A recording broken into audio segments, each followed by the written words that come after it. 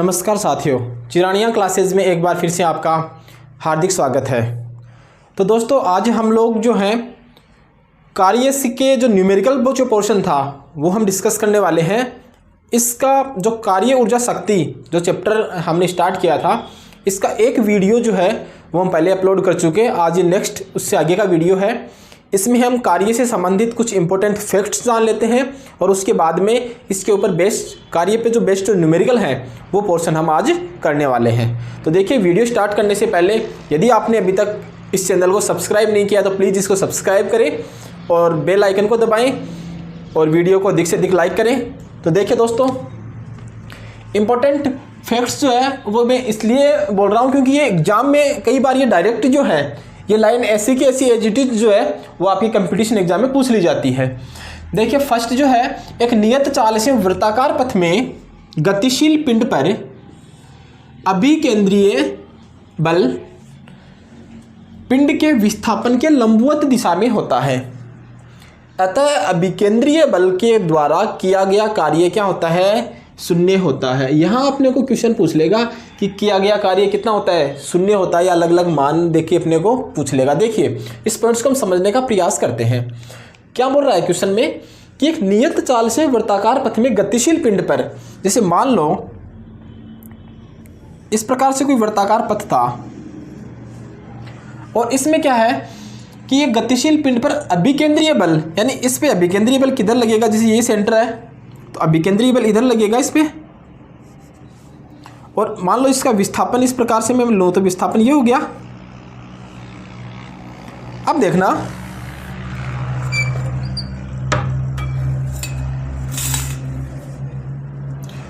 यहां से कि यहां फोर्स तो ये हो गया और ये डी हो गया। इन दोनों के मध्य एंगल कितना हो गया? 90 डिग्री। अपने पास कार्य का जो फॉर्मूला है वो कितना है? WFD कोस थीटा, देन कितना हो जाएगा? FD कोस कितना हो जाएगा? कोस 90, और कोस 90 की वैल्यू कितनी होती है? कोस 90 कितना होता है? 0। देन ये W कितना हो जाएगा? 0। तो क्या बोल रहा है क्वेश्चन? गतिशील पिंड पर अभिकेंद्रीय बल पिंड के विस्थापन के लंबवत दिशा में होता है। यानी ये विस्थापन ये है और ये अभिकेंद्रीय बल है, तो कैसी दिशा में? एक दूसरे के लंबवत दिशा में, परपेंडिकुलर में है। अतः अभिकेंद्रीय बल द्वारा किया गया कार्य कितना हुआ? शून्य होता। आप किसी भी पॉइंट पे चेक कर लेते हैं। मान लो मैं यहाँ की बात करता हूँ तो देखना, यहाँ अभिकेंद्रीय बल किधर होगा? ये होगा। अब जो फोर्स यदि जो डी है डिस्प्लेसमेंट, मैं इस तरह बात करूं तो ये हो गया। यहाँ एंगल कितना होगा? 90। देन W कितना हो जाएगा? FD कोस थीटा, FD कोस 90, और कोस 90 की वैल्यू कितनी होती है? 0। देन W इक्वल टू कितना हो जाएगा? 0। तो अपना जो फर्स्ट जो ये पॉइंट था ये क्लियर हो गया। अब देखिए, इसके बाद में हम नेक्स्ट पॉइंट की बात करते हैं।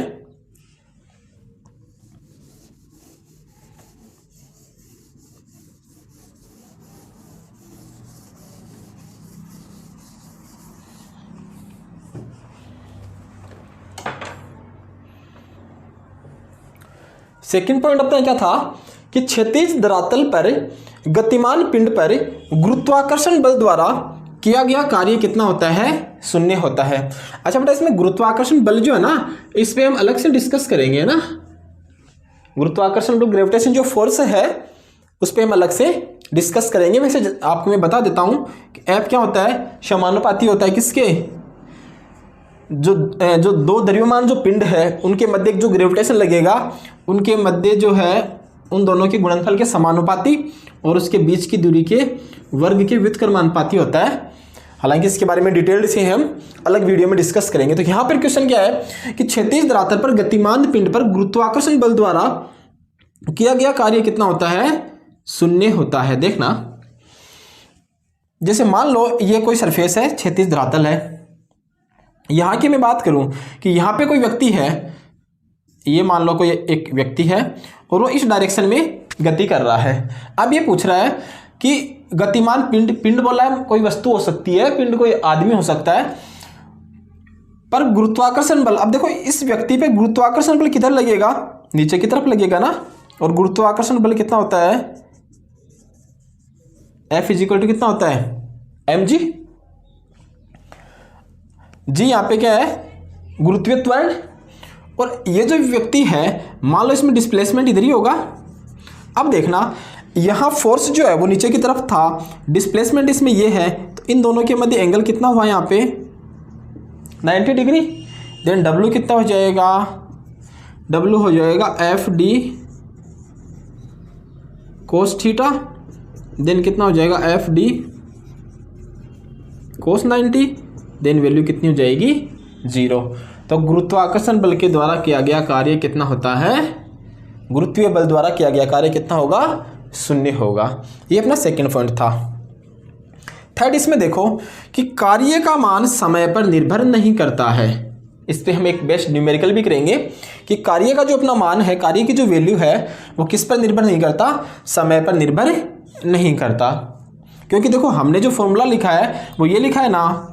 अब बताओ इसमें F पे निर्भर कर रहा है, D पे भी निर्भर कर रहा है, यानी कार्य का मान किस किस पे निर्भर कर रहा है, फोर्स पे निर्भर कर रहा है, D विस्थापन पे निर्भर कर रहा है, और इन दोनों के मध्य जो एंगल है जो थीटा है वो F और D के मध्य का एंगल है, इस पे निर्भर कर रहा है।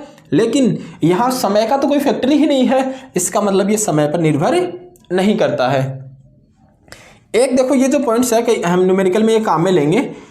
एक न्यूटन इज इक्वल टू कितना होता है 10 की पावर 5 डाइन, यानी 1 न्यूटन बराबर कितना होता है 10 की घात कितनी होती है 5 डाइन होता है। देखो कैसे, इसको भी हम थोड़ा सा समझ लेते हैं जिससे अपने को रटना नहीं पड़ेगा, याद नहीं करना पड़ेगा।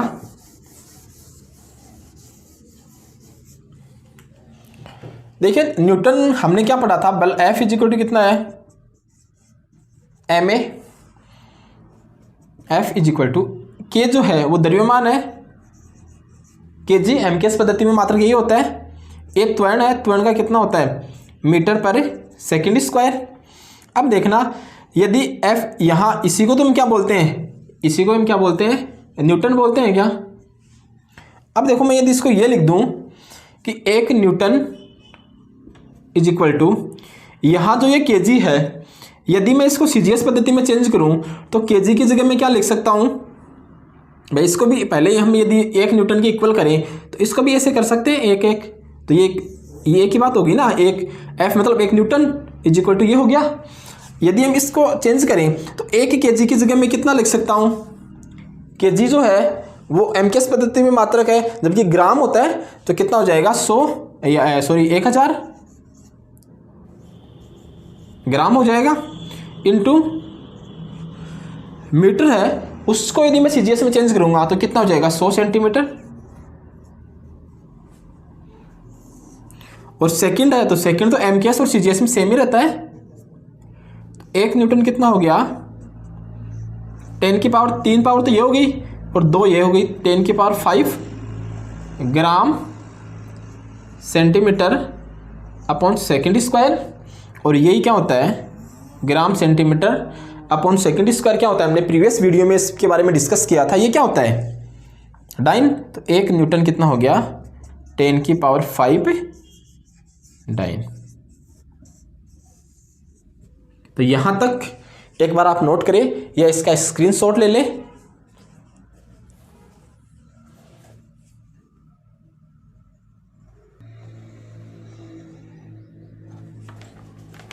अब देखिए अपना क्वेश्चन है कि एक वस्तु पर 20 न्यूटन बल लगाने पर वह 10 मीटर विस्थापित हो जाती है, तो किए गए कार्य की गणना कीजिए। कहने का मतलब क्या था कि जैसे मान लो ये कोई वस्तु है और इस वस्तु पर इसने कितना बल लगाया 20 न्यूटन का इसने क्या लगाया फोर्स लगाया, और ये वस्तु कितनी विस्थापित हो गई यहाँ से 10 मीटर विस्थापित हो गई। अब देखिए इसके लिए कार्य का फॉर्मूला कितना होता है FD कोस थीटा। अब जिधर हमने बल लगाया उधर ही वस्तु क्या हुई है विस्थापित हुई है, इसका मतलब यहाँ एंगल कितना है 0 डिग्री। देन W कितना हो जाएगा FD कोस 0, तो कितना हो गया FD, क्योंकि कोस 0 की वैल्यू कितनी होती है 1 होती है, अर्थात इस स्थिति में कार्य का मान मैक्सिमम होता है। अब देखना F की वैल्यू कितनी दे रखी है, इसमें F की वैल्यू गिवन है 20 न्यूटन दे रखी है, तो ये लो 20 इंटू D की वैल्यू कितनी दे रखी है, D की वैल्यू कितनी है 10 मीटर, ये लो कितना हो गया 200। कार्य का मात्रा क्या होता है जूल, ये अपना न्यूमेरिकल हो गया। नेक्स्ट क्वेश्चन की हम बात करते हैं, तो यहाँ नोट हो गया, कोई दिक्कत नहीं है, इजी सा क्वेश्चन है। ये बोला है अपने को कि 20 न्यूटन बल लगाया इसने, 10 मीटर विस्थापित हुई है, तो कार्य कितना हो गया एफ डी हो गया। इसका मान 20 है, इसका मान 10 है, रख देंगे तो कितना हो गया 200 जूल, इसका आंसर हो गया। अब देखना इसके आगे, 1 kg द्रव्यमान को 4 मीटर ऊंचाई तक ले जाने में किए गए कार्य का मान होगा। क्वेश्चन क्या बोल रहा है कि 1 kg द्रव्यमान, ये अपने पास कोई 1 kg मास है, कितना ये 1 kg बोल रहा है, इसको 4 मीटर ऊंचाई तक, यानी यहां से इसने कितना ऊंचाई तक लेके गया, ये 4 मीटर ऊंचाई तक यहां तक इसको ले आया, तो बोल रहा है किए गए कार्य का मान कितना होगा। अब देखना W इक्वल टू कितना होता है एफ डी कोस थीटा। अब देखना इस पे बल भी ऊपर ही लगाया, विस्थापन भी इधर इसी डायरेक्शन में हुआ है, इसका मतलब एफ और डी के मध्य एंगल कितना है 0 डिग्री है थीटा की वैल्यू। देन W कितना हो जाएगा F d cos 0, then W कितना हो गया एफ डी। अब देखना यहां F कितना है, F की वैल्यू क्या होगी mg d। m जो है भाई F जो गुरुत्वाकर्षण बल के बराबर होगा, m की वैल्यू कितनी दे रखी है क्वेश्चन में 1 kg, g कितना दे रखा है, g इसमें नहीं दे रखा, जनरली हम लोग g की वैल्यू 9.8 लेते हैं, शायद इस क्वेश्चन में दे रखा होगा। इस क्वेश्चन में जो है वो जी की वैल्यू दे रखी है 10 मीटर पर सेकंड स्क्वायर, ठीक है। तो यहां से देखना, यहां लिख लेता हूं मैं W is equal to M की वैल्यू कितनी है 1 kg 1 इंटू जी की वैल्यू कितनी है 10 इंटू डी की वैल्यू कितनी दे रखी है 4 मीटर, तो ये 4 कितना हो गया W is equal to 40। W है कार्य है, तो कार्य का मात्रा कितना होता है जूल। यहां तक एक बार इसका स्क्रीनशॉट ले बेटा।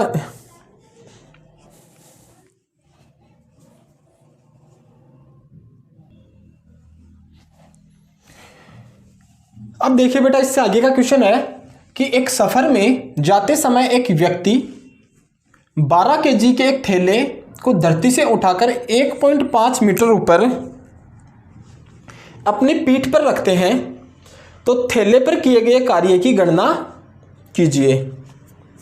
देखिए एक तो बेटा ये लैंग्वेज जो है क्वेश्चंस की, मैं आपको बता दूं कि ये जो क्वेश्चंस जो है, मैं जो अपने 10th की जो बुक है राजस्थान बोर्ड और एनसीईआरटी के ऊपर जो बेस्ड हैं वही न्यूमेरिकल में आप यहाँ पे ले रहा हूँ। जनरल साइंस के हिसाब से मोर देन सफिशिएंट, इससे मैंने जो लेवल आपके एग्जाम में जो एनटीपीसी और जो डी ग्रुप वगैरह जो एग्ज़ाम है और जो अपनी एसएससी की जो एग्ज़ाम है उस लेवल से कहीं ना कहीं हम ऊपर ही पढ़ रहे हैं, तो आपको बिल्कुल जनरल साइंस में कि भाई यहाँ से और ज़्यादा इसमें नहीं आएगा, ये मोर देन सफिशिएंट है। हालांकि एयरफोर्स और नेवी के लिए जो है वो हम अलग से यही कार्य ऊर्जा शक्ति वाला जो चैप्टर है वो अलग से डिस्कस करेंगे, उसमें हम इस क्वेश्चनों का जो लेवल है वो थोड़ा सा हम लोग हाई रखेंगे। अब देखना यहाँ से कि एक सफ़र में जाते समय एक व्यक्ति 12 kg के एक थैले को धरती से उठाकर 1.5 मीटर अपनी पीठ पर रखते हैं। तो देखना क्वेश्चंस जो प्रीवियस क्वेश्चन हमने डिस्कस किया सेम वही क्वेश्चन है। W इज इक्वल टू कितना हो जाएगा एफ डी कोस थीटा, और उसी डायरेक्शन में है जो हमने प्रीवियस क्वेश्चन किया है, तो हमने वहाँ पे कितना किया था 0 डिग्री किया था कोस 0, और कोस 0 जब किया था तो W कितना हो गया था एफ डी, क्योंकि कोस 0 की वैल्यू कितनी होती है 1 होती है। Then W is equal to कितना हो गया एफ डी। अब देखना यहाँ से F इज इक्वल टू कितना है एम जी डी, भाई गुरुत्वाकर्षण बल के बराबर ही होगा कार्य। अब इसमें देखना अपने M की वैल्यू कितनी दे रखी है 12 इंटू जी की वैल्यू कितनी दे रखी है जी की वैल्यू अपने दे रखी है 10 मीटर पर सेकंड स्क्वायर 10 इंटू डी की वैल्यू कितनी दे रखी है 1.5। इसको गुणा करो देखें।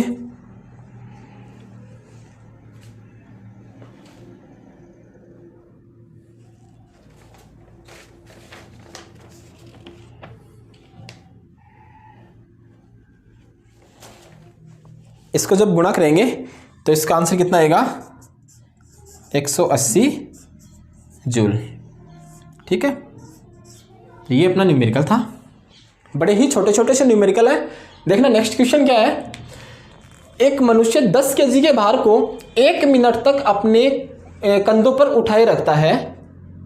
मनुष्य द्वारा किया गया कार्य कितना होगा। देखो बहुत ही अच्छा क्वेश्चन है कि एक मनुष्य जो है वो क्या है 10 केजी के भार को 10 केजी यानी कोई भी भार है उसको अपने कंधे पे या अपने सिर पे उठाए के रखता है, वो उठाए रखता है। मनुष्य द्वारा कितना कार्य किया गया। अब देखना इस क्वेश्चंस को हम लोग एक तो ऐसे भी कर सकते हैं कि भाई अपने कंधे पर उठाए रखता है, इसका मतलब डिस्प्लेसमेंट तो हुआ ही नहीं, कार्य हुआ ही नहीं। तो जब कार्य होगा ही नहीं तो कार्य का मान भाई डी नहीं होगा, विस्थापन हुआ ही नहीं तो कार्य होगा ही नहीं, तो कार्य कितना हो जाएगा 0। दूसरा देखो इसमें मैंने ये बताया है कि 1 मिनट तक अपने कंधे पर उठाए रखता है, जबकि हमने जब इंपॉर्टेंट फैक्ट्स जब हमने डिस्कस किए थे तो तीसरा जो अपना फैक्ट था वो यही था कि कार्य का मान जो है वो समय पर निर्भर ही नहीं करता। इसका मतलब भाई अपने W इज इक्वल टू कितना है एफ डी कोस थीटा, ये होता है। अब देखो या तो एफ डी और थीटा, एफ और डी के मध्य जो एंगल है उस पर निर्भर करेगा। इसका मतलब यहाँ अपने पास कोई समय का तो कोई टी का तो कोई आया नहीं, कोई संबंध रिलेशन ही नहीं आया। इसका मतलब क्या हुआ कि ये समय पर निर्भर ही नहीं करता। तो यहाँ से दूसरी बात हम लोग ये भी बता सकते हैं कि जब इसमें विस्थापन ही नहीं हुआ, जब विस्थापन नहीं होगा तो कार्य कितना होगा 0। तो इस क्वेश्चन का आंसर कितना आएगा, कितना कार्य होगा भाई 0 होगा, 0 होगा। ठीक है, अब देखो इसमें एक बार एक क्वेश्चन और भी आता है कि एक मनुष्य जो है वो किसी बस के ऊपर कोई भार है उसके पास, वो उसको 5 मिनट में चढ़ा देता है, जबकि दूसरा मनुष्य है उसको 2 मिनट में ही चढ़ा देता है। तो कौन से व्यक्ति ने अधिक कार्य किया। तो हम जनरली ये समझ जाते हैं कि भाई 2 मिनट में जिसने जल्दी चढ़ाया इसका मतलब उसने ज़्यादा कार्य किया होगा। नहीं तो दोस्तों, कार्य का मान समय पर निर्भर नहीं करता, चाहे वो व्यक्ति जो है वो 5 मिनट ले, चाहे 2 मिनट ले, चाहे 3 मिनट ले, सबने ही कैसा कार्य किया है, समान कार्य किया है। तो ये था अपना क्वेश्चंस। तो दोस्तों आज के इस वीडियो में हम यहीं तक करेंगे। इसके आगे का जो एनर्जी वाला जो पोर्शन है वो हम नेक्स्ट वीडियो में डिस्कस करने वाले हैं। Okay, all the best, thank you.